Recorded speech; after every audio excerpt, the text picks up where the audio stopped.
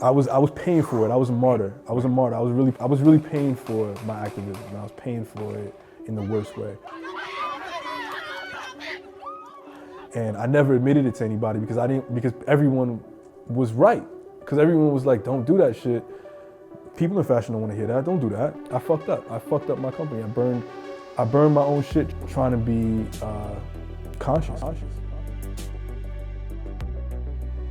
New day, new goals, let's own it. And in this episode, I'm excited because I'm getting ready to go meet up with one of the rising stars in the fashion industry. He is somebody that literally speaks for the culture and is using his platform to really be conscious on this create exposure for African American culture and history. He's literally a rising star. We're hitting Forbes 30 under 30, winning international awards for fashion, and this year being the winner of the Vogue CFDA Fashion Fun Award. We're gonna get into the whole story from the grind, everything he went through, the adversity, literally going from being broke with a dream, what he had to go through to now becoming one of the top rising stars in the fashion industry worldwide. You know, let's get to the story of none other than the founder of Pierre Moss, Kerby Jean-Raymond.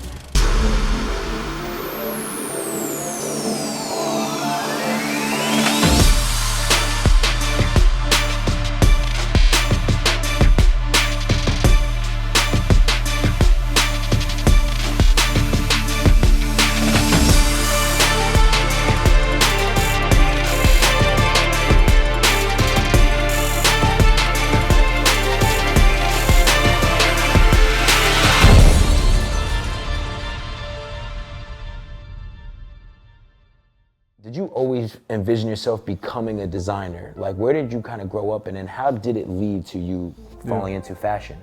I grew up in East Flatbush, Brooklyn. You know, I don't want to over-sensationalize where I'm from or make it seem for any reason like it was a bad community or anything like that. It wasn't that. It was, there were some aspects of it that are stereotypical, but for the most part, I grew up in a very like villagey type of community in Brooklyn that I'm very proud to be from. It's a Caribbean neighborhood. We were surrounded by each other. I'm Haitian, we're surrounded by Jamaicans, Canadians, Trinis. Style was all around me.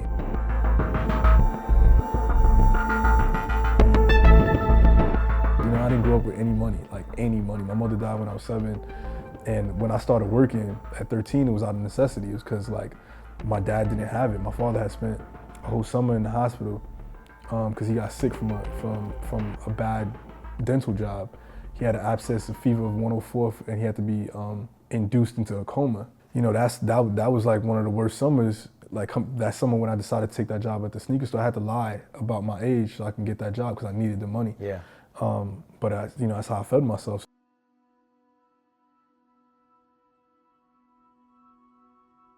It was always a necessity, you know, and also got a little thrill out of like having more money than my friends too. You know what I mean? My friends were like still waiting on mommy to give them money and stuff like that. I'd be outside flossing. You know what I mean? Like I would like, you know, and whatever, like with my little couple of $100s or whatever. I just never wanted to rely on anybody. I never like asked anybody for anything. Before as long as I could remember, I wanted to be a sneaker designer. I wanted to make shoes, and the main reason being is because of the kind of guys that were around me. You know, the cool kids drove Pathfinders and wore Jordans, and I wanted to like contribute to that cool that they were a part of. I learned early on that I wasn't gonna do any other things that my friends were into, like play ball. I sucked at it. I wasn't that great at math. You know what I mean? I didn't like blood, so I wasn't gonna be a doctor. And I was like, and I knew that I had a knack for like putting things together and putting colors together and building shapes. And I didn't know where exactly that was gonna take me, but I think I figured it out pretty quickly. I'm talking about, I was 12 years old when I decided that I was gonna go to school for fashion design and for shoe design. You know, one of the things that I've always talked about is how important it is to become an apprentice when you're first starting out. How important it is to have that initial mentorship. So we're gonna get into part of Kerby's story of how he actually found someone that gave him an opportunity and really started to put him in a position where he really could step into his greatness as a designer at a young age. In New York City, we had like these high school directory books, and these, it's like, it looked like the Yellow Pages, but they were blue and pink at the time. And I flipped through this book one night and landed on the High School of Fashion Industries. And the High School of Fashion Industries at the time had a jewelry and accessory program that covered shoemaking. So I submitted a portfolio to get into that school, went through an interview process and everything, got in, and the first day of school, it was announced that the jewelry and accessories program had been cut. So they segued me into fashion design and pattern making. And the next year of my life was just hell, you know, because I was like sewing little dresses and baby rompers and napkins and bibs and stuff like that. And all I wanted to do was be a sneaker. I wanted to be a sneaker designer. So, you know, during that period, I was really disruptive in school, and I got into like a scuffle with a kid. I threw a little tub of whiteout at him across the room.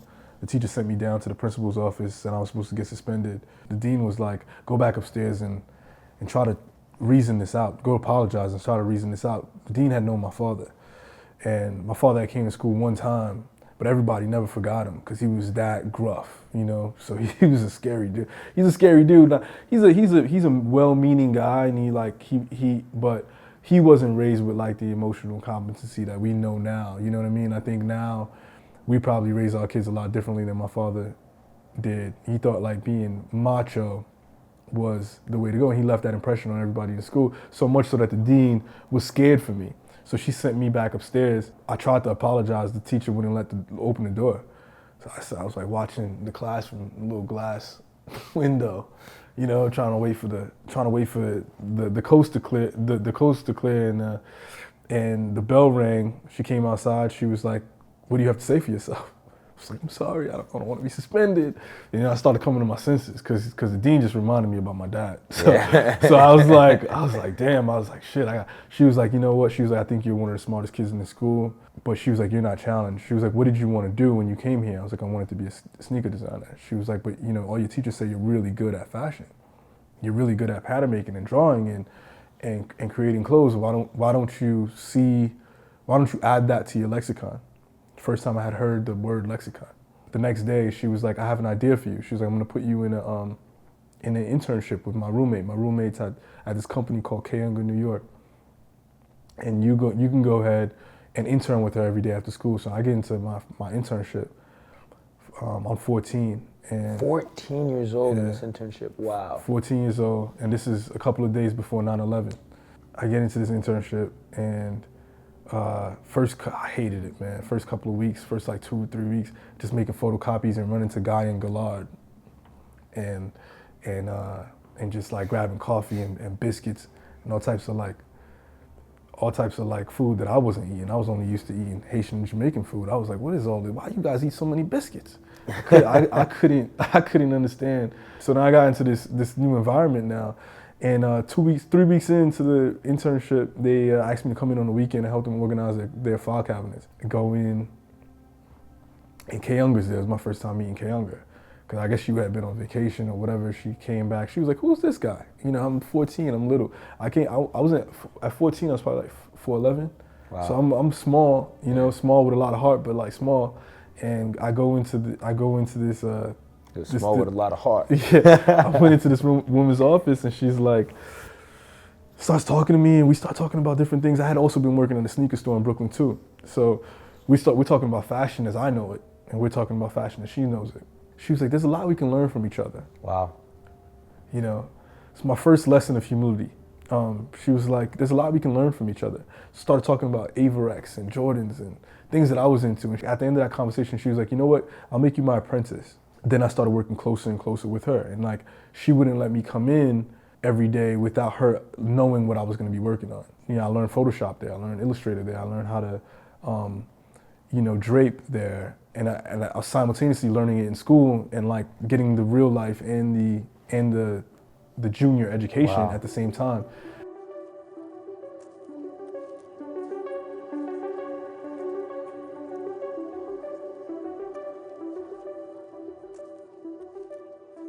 I got really lucky in that experience, and at 15, she hired me. So she hired me as an assistant designer. I wasn't making much, probably like $12 an hour or something like that.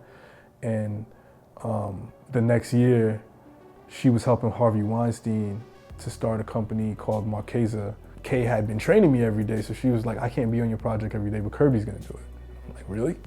16 years old, helping to start Marchesa. So spent like a year working on that. We get Marchesa to a point where it's all the girls are wearing it on the red carpet, and even Marcus is picking it up. And then not only that, I was also trying to start my own t-shirt line, and I had my own little streetwear line my little skateboard t-shirt line that I was doing. So on the weekends, I would pack my book bag up, put my t-shirts in there, my samples, go from store to store and pull them out. I ended up getting like a few accounts in New York City. Like my first accounts was Atrium and Pieces and Silver Button. You know, when I was going off to college, offers were made from multiple companies for me to not go to school. Oh, wow. You know, I was already getting pressed at 16 because people were finding out like this kid is behind this and this, whatever. Had my own brand that was getting pressed and everything like that. It was tempting. My father, though, doesn't fuck around, and I had to go to school. Do you feel that it added value, though, going to college? For me, yes, it did add value because I wasn't well-rounded. I wasn't a man of the world. I didn't travel. I was a hood kid. You know what I mean? And I was a hood kid that was given Manhattan opportunities. I didn't know anything outside of like my 20, 30 block radius of East Flatbush, and then the area where I went to school in the Garment District. I didn't know much outside of that. I'm going to college. More diversity? Yeah, my first year in college, my roommate in college was 20, and he was driving a Bentley and a Ferrari 360 Modena, and he got helicoptered home every Friday, and I needed to see that. Wow. I needed to see that. You know what I'm saying? Wow. Like, how the fuck am I gonna know what's out in the world if I don't see it? Like, college gave you that. College was a microcosm for the world, and it was for me to see what else existed. You know, like kids were coming back from vacation. They were like, what'd you do for vacation? I was like, I spent it at my aunt's house. They were like, oh, I just came back from Switzerland. We went skiing, and I'm like, what? Like, went to Aspen. I'm like, what? What the hell? Went to the what? Oh yeah, we went to Turks and Caicos and stuff. I'm like, what the hell? So I needed it. I needed college. I needed college for a few things. I needed college to learn more about people. I needed college to travel. I needed college to learn creative writing, and some discipline. I heard it kind of gives you. Yeah, and I needed that rigidity that I end up using nowadays.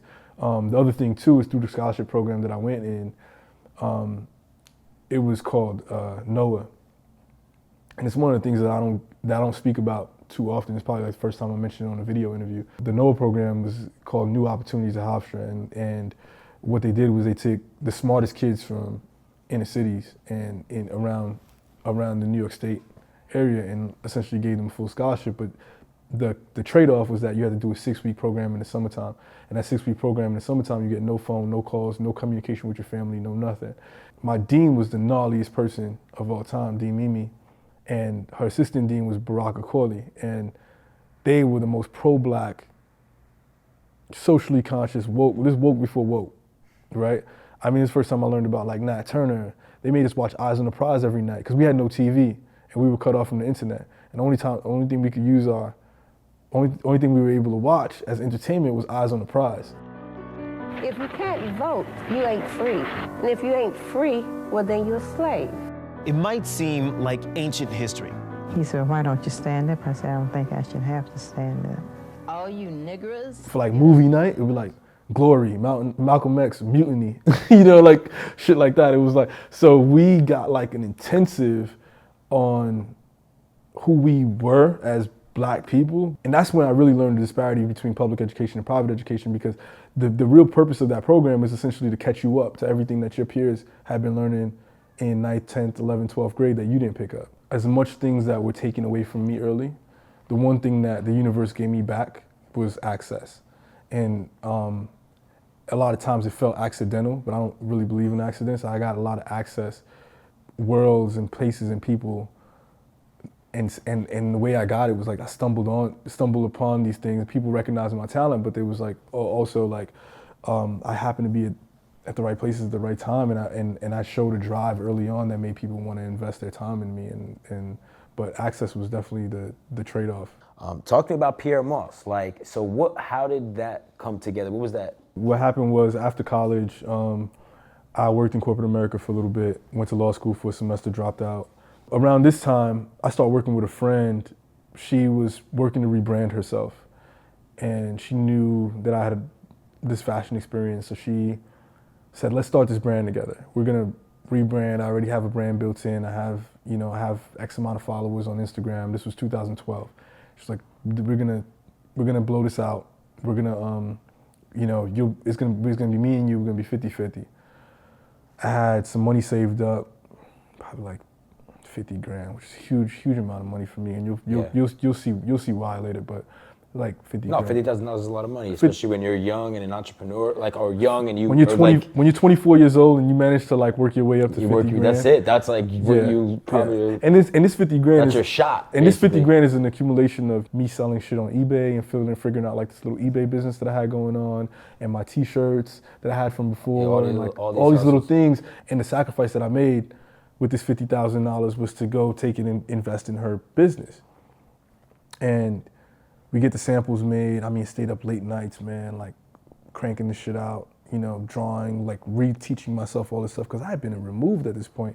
I had just been making T-shirts. I wasn't making like corsets and dresses and stuff like that. I had been out of that loop, and I had to like reteach myself how to do all this stuff. So I get back into this groove now, and I'm creating this collection with her, and she goes and she takes this meeting with like these investors, and they're like, yo, we have a team, we have a whole setup. You don't need that guy. She didn't even tell me. They told me they don't need you, that she doesn't need you. She never even spoke after that.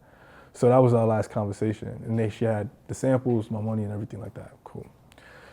Wow. Lost a friend, lost the grip. No contract at that point in your life? life? No contract. I didn't, this was my best friend in high school, and this was somebody who like I had really like invested a lot of time in, and just like not even just a matter of like the money or the samples or whatever, just like a lot of time into a friendship. You know what I'm saying? Like this is somebody like I never miss a birthday. I was this kid with a lot of insecurities from Brooklyn who hanging out with people who I felt at the time were out of my league, and when she would get up and go, I would scrap my little pennies and make sure I get up and go too, so I can be right behind it. You know what I'm saying? Just like trying to keep up with that energy that she was conveying. So like I put myself in a bad situation. Of course I didn't sign a contract and do anything like that, because I felt grateful to be part of her thing. And I was like, wow, she's including me. And I didn't realize I was getting used until I got used. But that was fuel for me. So like like the next maybe 70, 80 days, I was happy that I got this bug now. I started fucking with Illustrator heavy and drawing a lot. My house was covered in sketches to the point where like the ceilings was covered, my kitchen covered. It was a studio apartment, it was an alcove studio apartment, but every inch of that shit, 400 square feet of that shit was all covered. And I became obsessive about it. And this was before I had the name for Pierre Moss. So I was like, I had all these sketches because I don't know what I was gonna do with these sketches. I just knew I had these sketches. I spoke to one person who was like, yo, you should be out in Istanbul. You can get these samples made for the amount of money you have left. I think I had like 11 grand left at that point. The other part that I forgot to mention is that I had also gotten a small investment from one of these people who I've been taking meetings with. And that initial investment, again, didn't know shit about investments. Let him invest, take 27.5% of this company that we were starting. He took 27.5% for $25K in cash, and he was gonna give me a production line of credit up to $250,000. I signed the contract at a train station in Atlantic Terminal.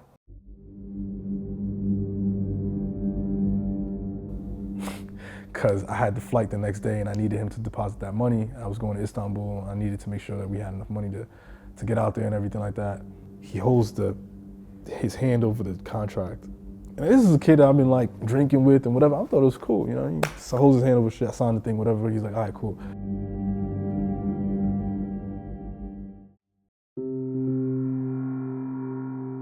So now I'm in Istanbul, man. I'm knocking on doors. I'm going through it.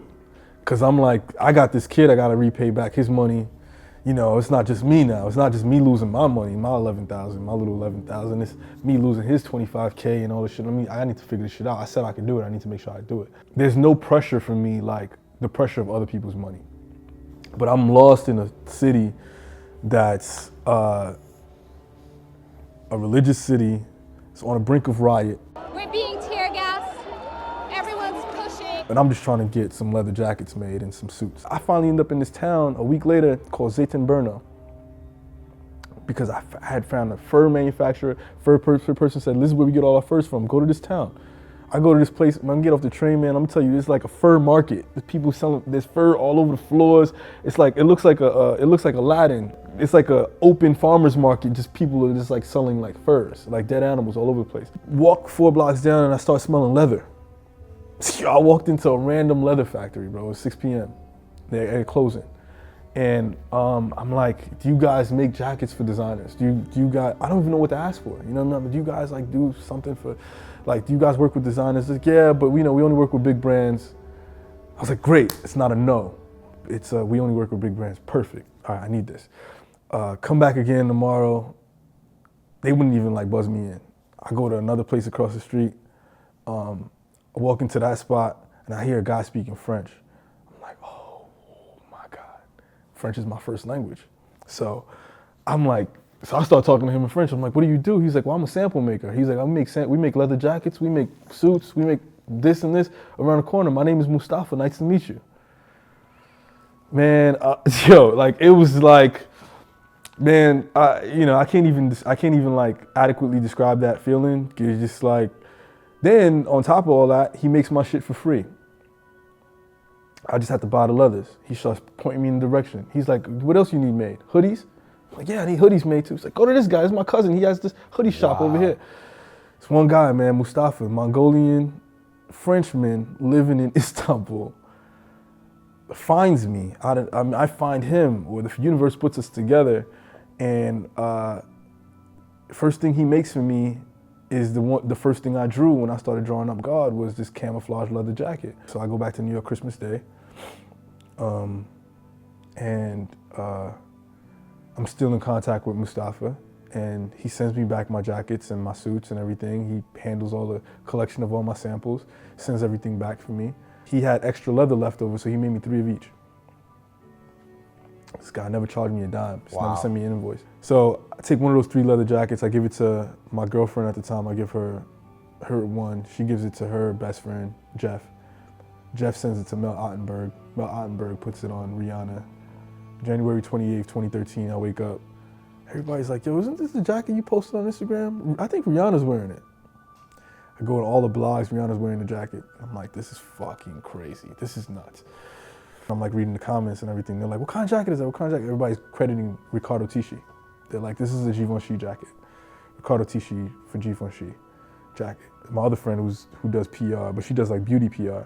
She starts emailing all of the appropriate bloggers and sites and everything like that to take down Riccardo Tisci credit. Then like she hits me back. She's like, what's the name of the company? What do you want to name it as? You want just your name?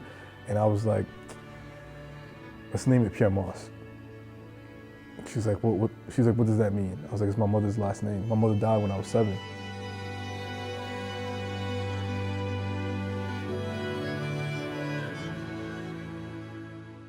I was nice with Dreamweaver and I put up a splash page, coming soon, put up the picture of Rihanna, coming soon, put up an Instagram page that day. Everything, January 28th, 2013. And then Jeff, the same guy who helped me get the jacket to Mel Ottenberg in the first place, hits me up. He's like, yo, Fashion Week's next week, let's do something. I'm like, let's do what? He's like, let's do a show, let's do a party or something. I was like, I don't got no more money, man, I got 3,000 left. I was like, I don't have nothing left. He was like, well, I think we can do $1,500. I was like, I'm about to give you half of my money. Just know that the other half is my rent. But my girl, at the time, she set up a little presentation / party at the Carlisle before when it was still called the Carlisle. She got the space for free, liquor sponsor, had everybody come through. We announced Kerby's about to be doing a brand called Pierre Moss. Pay attention. So we got orders off that jacket. So we ended up selling to Brown's, Atrium again, full circle moment, back to Atrium. I think 1 or 2 other stores in Japan. And You say it so like, you know. they reached out, so the stores reached out to me. And because they had seen it on Rihanna. That back then, 2013, all you needed was a picture of a celebrity wearing your shit and it was a wrap, you know what I mean? Did you feel though at that moment, like Rihanna wears it, all of a sudden you come back, I mean now things are starting to connect, this guy makes those jackets for you, Rihanna then wears it, next thing you know you have a party / kind of launch of a brand that you know, you name after your mother, like what were you feeling like in that moment of like, holy cow, like. Survival, I was in survival mode. Okay. It was completely survival mode. I had So it didn't feel like, oh, my dreams are coming true, it was more so like. No, doubt in I haven't had that feeling of my dreams are coming true until very recently. Like very recently, like few weeks ago. You know what I mean? And we're in 2018. So so then the summer hits, man, and like you know, my girl's putting this bug in my ear. She's like, yo, you have to do something with this. I was like, I don't have any more money. I was like, these stores are not paying me. They all pretty much stole them jackets. Like they never paid me for any of them shits. Like, except Atrium. Atrium did pay, but the other stores, they dog shitted me. Like, you know, they sent back stuff. Like it was bad. I was, you know, stuck. I was like, went into debt, and I started learning a lot about production and financing and a lot of things just trial by fire, you know. Fashion is super capital intensive too, so. It's a cash burning business, and so the summer hits. I was introduced to Janae Lombardo, who's running a program at Milk Studios called Made. And Made was a showcase of the hottest talent coming out of New York Fashion Week. And I went there with some sketches, not even some samples. I went there with some sketches of like, this is what I'm working on. This is what I want to do. And can I get a space in your showcase? She was like, absolutely. She was like, I've never seen anything like this. I love this. This is amazing. So now I got the burden of, I got accepted into the showcase. I'm showing with Noir, Public School, Rochambeau, Patrick Ravel, Tim Coppins. These were like the hottest brands of that time. And I think Hood by Air was showing at the same time too. So like these were like the hottest of that time. And I'm like now in that conversation. 3 to 4 weeks before I had to do this collection, when I was about to tell Janae I can't do it because I can't come up with the money, Joe Johnson, basketball player, comes in and spends 15 grand with me on leather jackets. I made him all sorts of assortments and everything like that. Probably cost me like $6,000 to make. Sorry, Joe. Cost me $6,000 to make, and then 9 put into my show. And that's how I paid for that first launch, that real launch, which was September 8th, 2013.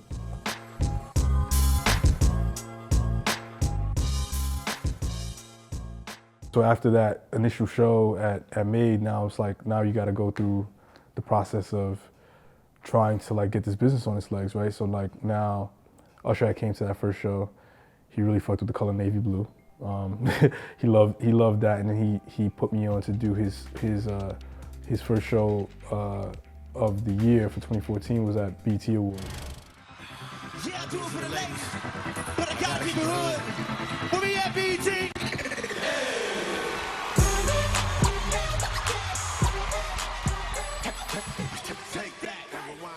We completely fucked that up. Oh man. Completely fucked it up. And we did his dancers and him. And it wasn't anything that we did, but I take accountability for the whole show not going the way that he wanted. He's a perfectionist, so am I.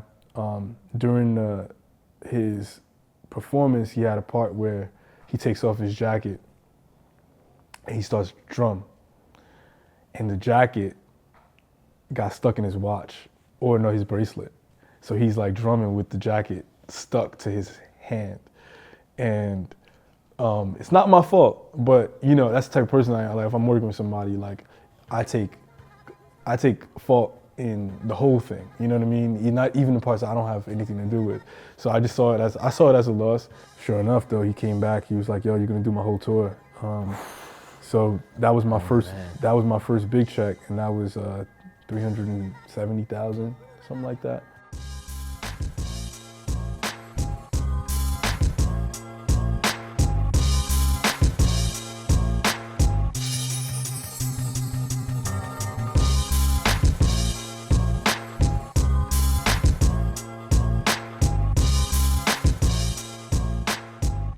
That was 2014, and that was like my operating for like that year, you know.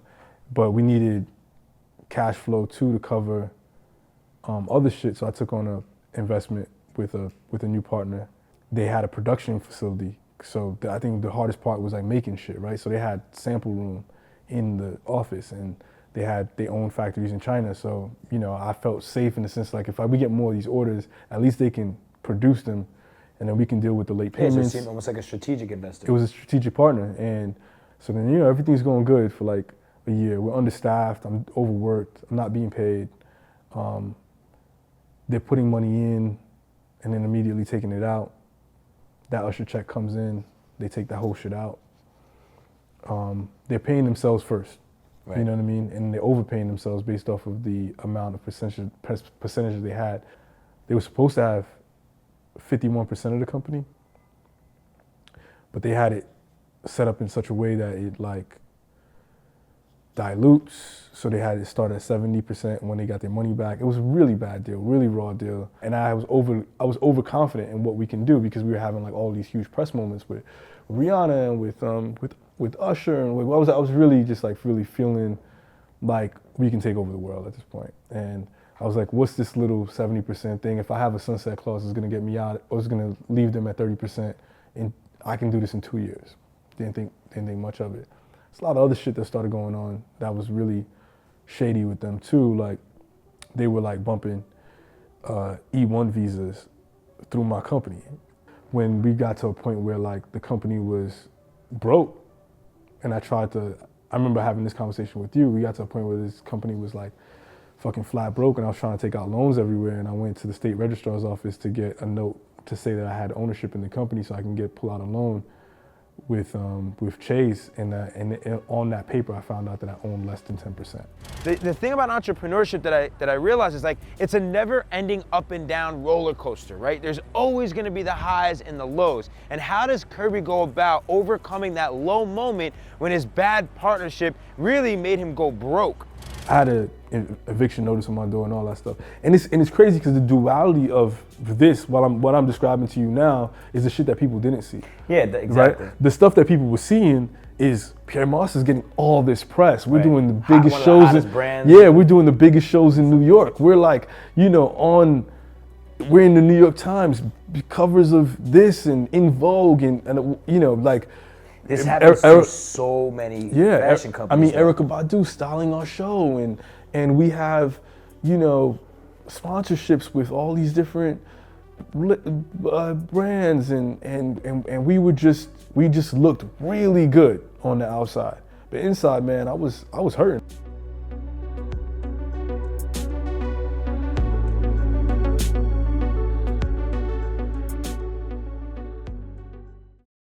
How did this take a toll on you personally? Guys, like I've read that you ended up getting to a point of depression. Yeah, mental health wise. I think the first serious bout of depression I had, where I couldn't sleep. I was having issues sleeping, and being in the dark for like the whole back half of 2015. I had done all these shows that were just about nothing. They were about motocross and movies that I liked and brands that I liked from the 90s and shit like that. And in this one, at the end of 2015, I did this show called Oda Benga, which was about and I remember you asking me this, like, are you scared about what just happened I did here? ask you that. It was the first show that I noticed and that I wanted to talk to you about now, because like you're one of the first I mean, I don't was know. the first. Was the first. Was the first to talk about race on a race. In that context, in the context of fashion, where like the sexy topics of fashion is always like water and veganism and shit like that. And I was talking about Black Lives Matter. Yeah. And this is before people knew what it was, and some people were calling it a terrorist organization. And I didn't even know what the fuck it was really. Right. I was really just trying to bring back the essence of the T-shirt brand that I had, which was Montega's Fury and Mary's Jungle, that I was doing graphic tees that were political in nature, and like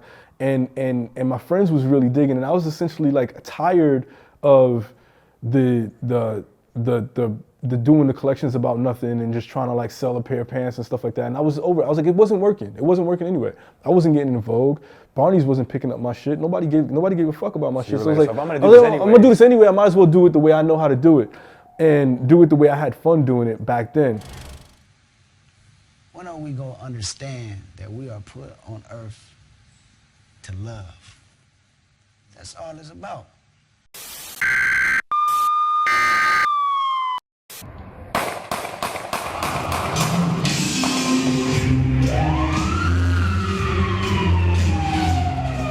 And then with that came a lot of bullshit. I lost all of my accounts, except 2, which Essence and then when you did the Black Lives Matter show? Yeah, I lost all of my accounts except Essence and American Rag, and Harvey Nichols Hong Kong. Some people care, like the people that I care about caring about it don't care about it. Like Vogue wasn't fucking with me, Barney's wasn't fucking with me. None of the things that I thought that I was gonna be were happening. So it was like, you know what, might as well just fuck with my niche and just play the game that I know how to play. It was almost kind of like that moment I thought about this when I was getting ready to sit down with you. I was like, you know, that saying of like, if you can't beat them, join them. And I feel like there was a point in your career, and feel free to correct me if I'm wrong, but there was a point in your career where you're like, nah, I don't want to be categorized as a black designer in a white fashion industry. I don't want to be, you know, I don't want to talk about these type of things. And then you were just like, you know what?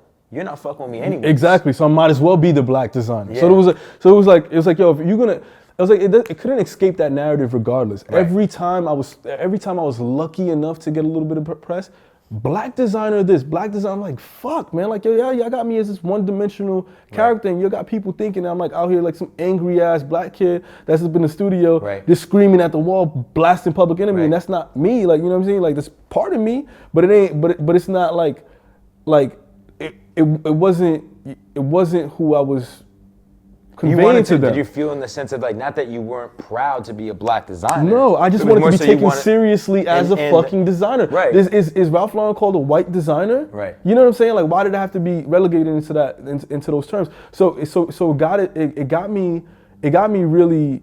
But then again, it's so rare. It is more rare. Yeah, but why is it rare? Why is it rare? Is it my fault that it's rare, no. or is it the system of fucking, you know,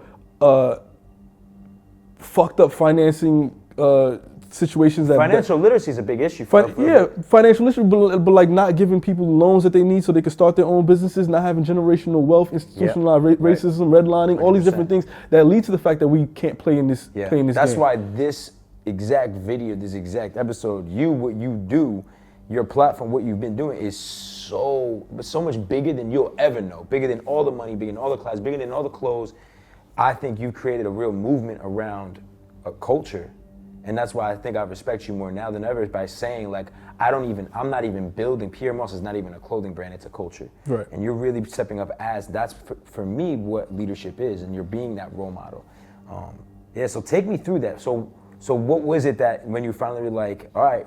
Yeah, I mean, you know, the final straw for me was the acquittal of George Zimmerman.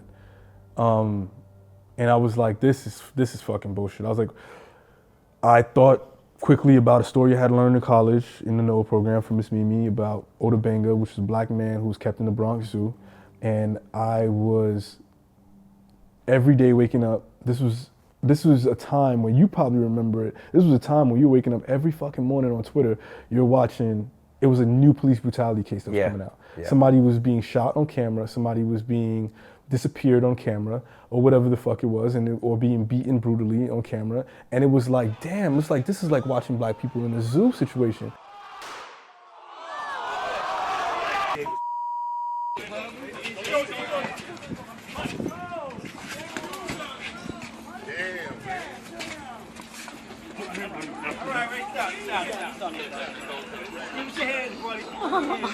Put your hand behind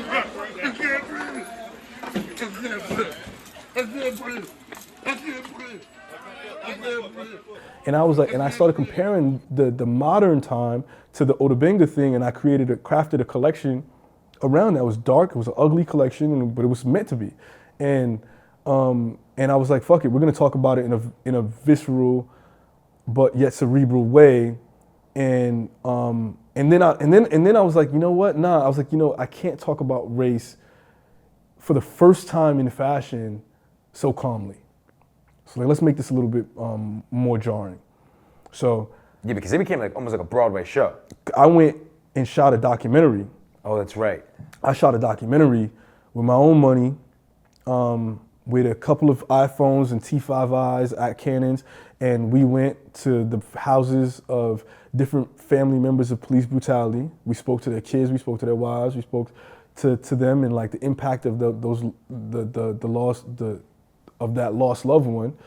Starting with Eric Garner's family, we spoke to Sean Bell's family, we spoke to Marlon Brown's family. Then we mixed it in with celebrities and people like that, and the whole conversation was about empathy and how police brutality is a direct result of the lack of empathy that exists within our society. Yes. And miscommunication and perpetuating negative stereotypes and how dangerous that shit can be. If you're a white dude, and I'm not making excuses for any fucking killers, right? I'll never do that. But I will say this, if you're a white dude coming from fucking Westchester or Pelham Manor, and now your first beat as an officer is in East New York, Brooklyn, and you don't know that there's a kid that walks around the neighborhood with a boombox who screams all the time, and he scares people, but he's autistic. And there's a woman who's in the window who shouts at the kids who are throwing water balloons. And there's a guy who's mentally unstable, but he walks around with his dogs, and his dogs keeps him. This is my neighborhood. This is where the fuck I grew up. So if you don't have that empathy, if you don't have that level of understanding people, or like if you haven't been acclimated into that community, you're bound to be a live wire in that community. You're scared. Fast forward to now, like after that documentary, we just shot our second documentary now for our AW18 campaign. We went to Southside Chicago, we went to Compton, we went to Baltimore, and we spoke to local activists and people who were doing groundwork and laying foundations for the youth upcoming in their communities. It's just to show you these are not just, black people are not just people that you just fucking advertise to. These are people, these are humans with emotions. Everything that we do now is essentially starting from that point, from that show, where it was like more militant, it was like in your face. Now it's like, this is I wouldn't say there's a softer side of us, but this is just a different work. We're working on reversing the erasure of African American contributions in society, but we're also working on eliminating those negative stereotypes. So, my work is centered around that, but like for me to have gotten to that point, it took a lot of soul searching, it took a lot of risk. And that first show, I lost all my accounts. My partners became increasingly frustrated and started to do more and more weird shit to pull money out. I started getting death threats. I got death threats from the KKK. I was on this site called Stormfront. They were like, they had my picture up and get him, like all that shit, and sending me fucking crazy shit. Daily Mail plastered my picture up, and it was like I was like a fucking target. You know what I mean? I was on the train, and people were like starting to recognize me. And one thing I never wanted was fame. Always been scared of it. And always hid who I was. I didn't name the brand after myself. I didn't want any of that. And now at that point in 2015, I'm in this place where I'm famous. I'm infamous. Not famous. I'm infamous, which is weird. So you obviously you're getting those death threats. All the people around you are kind of making you that poster boy for what you've done around Black Lives Matter. Did you have on the flip side though, people that have been through those families like that impacted you, that you felt like what? I know I was doing God's work, bro. I never doubted in my mind that I was doing the right thing. I knew I was doing the right thing. I just was not really ready to pay the cost that I was about to pay for doing the right thing. I think a big thing, I love the fact that you were talking about empathy and understanding. And I also love the fact that you come from a place of understanding Black history as well, where I feel like a lot of a lot of people, you know, especially for our generation, I don't think they really understand Black history or understand the culture, like understand where everything kind of stems from. And then that leads to lack of empathy. Right. That leads, you know, lack of understanding. So like, how much of you shedding light on these issues like police brutality, but how much are you also using it as a way to educate people about the truth about? Everything that we're doing now is purely focused around education, reversing that erasure, changing the narrative. It's all about education now, and we built a niche in a space that was not built for that. You know what I mean? Like, wow, so unconventional. We exist in this weird hybrid space now of art and fashion, which everybody says, oh yeah, we're art and fashion, we're a lifestyle brand.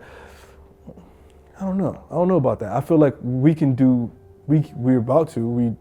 art Basel and New York Fashion Week, and you know, I've had sculptures in museums this year, even in the MoMA this year. You know what I'm saying? So like, there's a and technology. Yeah, and I'm writing articles. You're one of the pioneers of the disruption of the fashion industry, right, which you probably never intentionally ever wanted to disrupt. You just wanted to make cool shit. I wanted to be a sneaker point designer. Where because of the way it was structured in a box, it was categorized. It was, you know, it led to that breaking point of like, okay, that I feel like for me is amazing how it all happened. You know, and I think that we all can learn a little bit from this story on how no matter what you're creating in the world, how can you make sure that your brand, your voice, stands for something bigger than you, stands for something that is bringing consciousness, awareness, and is with an intention to help to really push us all forward, make this world a better place. So, you know, after that show, that infamous show, and after all of that like attention, I slipped into like this state of depression, and like I said, I couldn't sleep. Was it why? One, I lost all my accounts. I was like, I ruined my career. So uncertainty of what's gonna I owe these people money. Yeah. Complete uncertainty. Like, and it wasn't until the conversation I had with Erykah Badu, randomly, because I remember at the same time, creatively, we still looked good. And I opened up to her about what was going on and how I was quitting, and I was like, stopping this company. She's like, don't do that. Like, you're gonna let people who are mad at you stop you from doing something you've been working, at that time, we're working 10 years on. You've been sacrificing more than anybody. Yeah, and I was like, well, I'll do it if you style it for me. So she came in, styled the next collection. We did the next collection about depression. She was like, use what you got. What you mad about? What you thinking about? I'm thinking about depression. Express yourself about what you're going through. Thinking about depression. So I did that show. It was about depression. Then I started to, I was like, okay, that worked. That really worked. That was the first time Vogue wrote us up and did a whole review. Best review of the season too. It was #1 show on their thing. It's like, oh, okay, cool. Maybe I got something here. Next show, my partners was suing me for, you know, whatever we were embroiled in. They were suing me. This was before I found out about the improprieties that were going on. They wanted to sue me and all this different shit, and made a show called Bernie versus Bernie, Bernie Sanders versus Bernie Madoff, and it was the two dualities of capitalism, and put that on the runway. The COINTELPRO program, a program that was set up by the Federal Bureau of Investigation to eliminate all political opposition to the U.S. government's policies, to destroy the Black liberation movement in the United States, to discredit activists, and to eliminate potential leaders. Under the COINTELPRO program, many political activists were harassed, imprisoned, murdered, or otherwise neutralized. Then the next show, I was like, ran out of money, but me and my dad were coming to terms with a lot of like different issues we had from when my mom had passed to now, and I did a show about my dad, and it was called My Father As I Remember. I took a bunch of pictures of my dad from his photo albums from 1979. Was it Our Fathers or My Father? My Father As I Remember, yeah. And I had like all these pictures from his photo albums from like 1979 to like 1999, and I recreated his best looks. And that was that runway show. And then after that, I really ran out of money. It wasn't a joke. I really ran out of money. My partners kicked me out of their office. Business was effectively shut down. I didn't say that. This is my first time actually admitting that business was actually shut down. I was given the opportunity to do a sculpture with the MoMA, so it kept me in the press, and it kept the creative front going, while my heart is torn apart on the other side. Yeah. And all while doing such, like, well, you know, our whole theme of our show is conscious creators for this theme of this season. Right. And it's like I was paying for it. I was a martyr. I was really paying for my activism, and I was paying for it in the worst way. And I never admitted it to anybody because everyone was right. Because everyone was like, don't do that shit. People in fashion don't want to hear that. Don't do that. I fucked up. I fucked up my company. I burned my own shit trying to be conscious. Okay, but you also saw something that no one else can really see and understand. Yeah. That's the reason why, right? Because Yeah. ultimately, people fear what they don't understand. Right. And everyone around you didn't understand. They didn't. Which is the core essence of why. The creatives understood it. It was anybody who was responsible for making me money didn't get it. So my business was effectively dying, but my public cachet, and you know how fucked up it is to get more famous and more broke at the same time?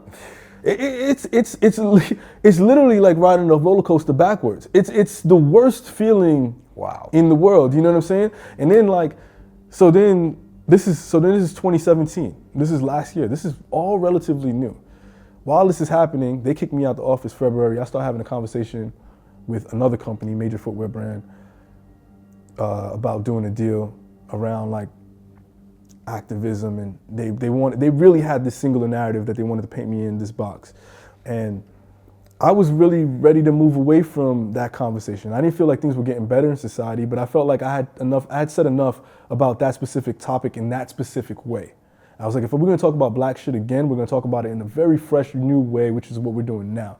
But that company wanted me to continue that narrative from 2015, and I wasn't willing to do that in 2017.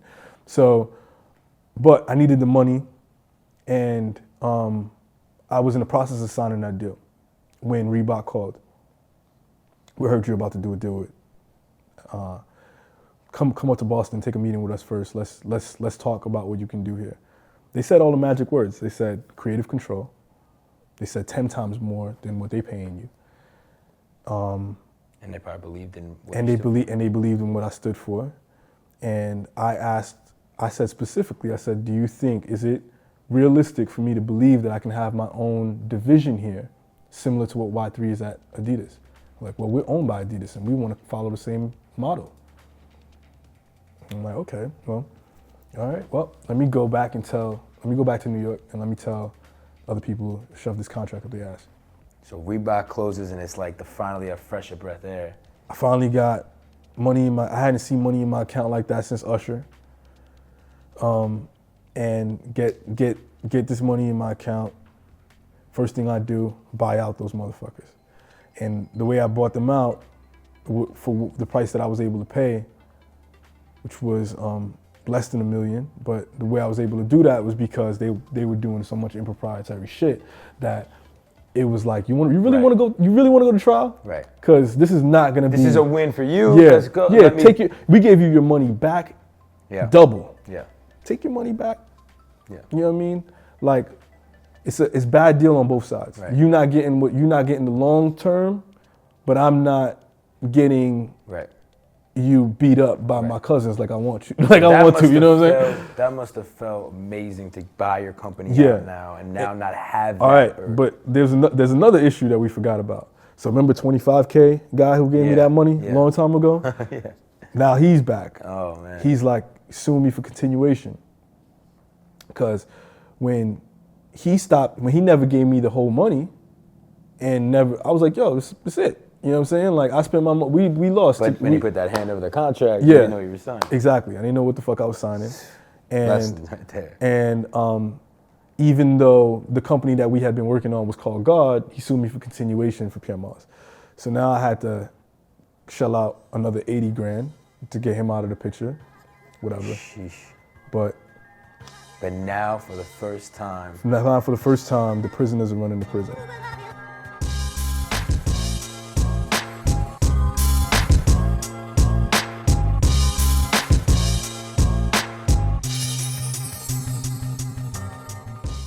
If you saw someone that created a brand that you inspired, let's just say that was watching this, that was an 18-year-old person who then decided to create a brand and was inspired to the point where their silhouettes were different, but the purpose was the same, saying, hey, I wanna be someone that sheds light on African-American culture and change the narrative of what it's like to be black today.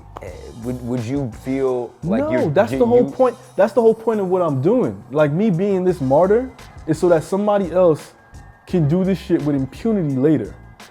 You know what I'm saying? Like so many black designers out here are scared to death of being a black designer.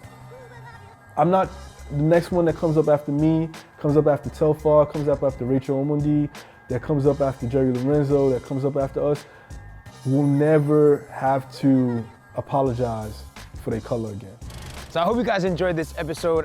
Kerby just gave some fire advice, especially for you young entrepreneurs that are just getting started. You know, listen, the one thing that you need to learn, if you have it from all these entrepreneurs that come on the show, is that we all understand struggle. There is no success without actually having to persevere and overcome those moments that hold you down. With Kerby, that meant being broke, that meant a bad partnership, that meant tons of struggles and obstacles, but he never gave up and he made his dream come true. You have the opportunity to do the same thing, but you have to learn how to be resilient to those struggles. And that's the one thing that you guys have take from this episode. The second is this entire season is about conscious creators. You recognize a lot of the most real respected leaders of our generation are being very conscious, not only to themselves internally, but also of what they're creating. So become conscious, become woke to yourself, the power that you have, what's inside of you,